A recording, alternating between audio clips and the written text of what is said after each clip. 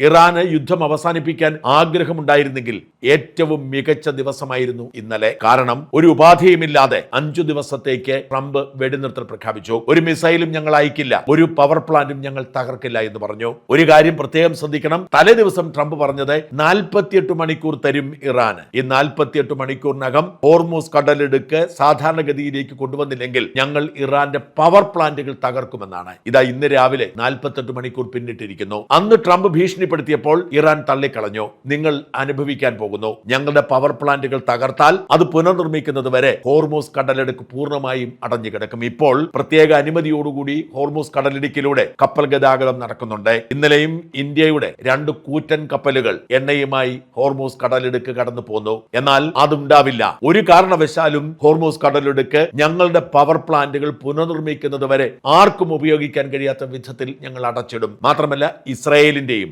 American താല്പര്യമുള്ള ഞങ്ങളുടെ അയൽ രാജ്യങ്ങളുടെയും എല്ലാ സംവിധാനങ്ങളും ഞങ്ങൾ തച്ചുടയ്ക്കും, വൈദ്യുതിയും പവർ പ്ലാന്റുകളും ഒക്കെ ഇല്ലാതാക്കും എന്ന് ഭീഷണിപ്പെടുത്തി.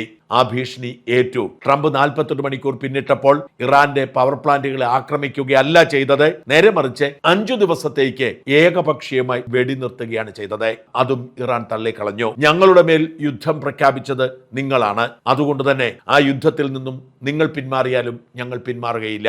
ശത്രുവിന്റെ താല്പര്യങ്ങൾ ഇല്ലാതാക്കി മാത്രമേ ഞങ്ങൾ അവസാനിപ്പിക്കൂ എന്ന് പറഞ്ഞ് ഇന്നലെ എല്ലാ അയൽ രാജ്യങ്ങളിലേക്കും സൗദി അറേബ്യയും UAE-യും ഖത്തറും ബഹ്റൈനും അടക്കം ഒട്ടുമിക്ക അയൽ രാജ്യങ്ങൾക്ക് നേരെ ആക്രമണമുണ്ടായി. വലിയ തോതിൽ ബോംബ് സ്ഫോടനങ്ങൾ സംഭവിക്കുന്നു. ഈ രാജ്യങ്ങളിൽ താമസിക്കുന്ന ചില മലയാളികൾ അർദ്ധരാത്രിയിൽ എനിക്ക് സന്ദേശം അയച്ചു. അവർ പറഞ്ഞു, ഉറങ്ങാൻ പോലും കഴിയുന്നില്ല, ഉഗ്ര സ്ഫോടനങ്ങൾ ഇടയ്ക്കിടെ കേൾക്കാം. മാത്രമല്ല ഫോണിലേക്ക് ഇങ്ങനെ അലേർട്ടുകൾ വന്നുകൊണ്ടിരിക്കും. അർദ്ധരാത്രിയിൽ അലേർട്ടുകൾ കേട്ട് ഞെട്ടി ഉണരുന്ന സാഹചര്യമാണ്. ഉറക്കം നഷ്ടപ്പെട്ടിരിക്കുന്നു എന്നാണ് മലയാളികൾ പറഞ്ഞത്. അതായത് അവരൊക്കെ സുരക്ഷിതരാണ്. മിസൈലുകളെയും ഡ്രോണുകളെയും ഒക്കെ ഫലപ്രദമായി തന്നെ ഈ GCC രാജ്യങ്ങൾ തകർക്കുന്നുണ്ട്. അവയുടെ അവശിഷ്ടങ്ങൾ വീണ് ചില പ്രതിസന്ധികൾ ഉണ്ടാവുന്നുണ്ടെങ്കിലും പക്ഷെ എപ്പോഴും ഉഗ്ര സ്ഫോടനം, വലിയ വെളിച്ചം, വലിയ പുകച്ചുരുളുകൾ, ഒപ്പം മൊബൈൽ ഫോണിലേക്ക് വന്നുകൊണ്ടിരിക്കുന്ന മുന്നറിയിപ്പുകൾ, അലേർട്ടുകൾ. ഇതോടുകൂടി ഉറക്കം നഷ്ടപ്പെട്ടിരിക്കുകയാണ് മലയാളികളടക്കം ലക്ഷക്കണക്കിന് മനുഷ്യരുടെ.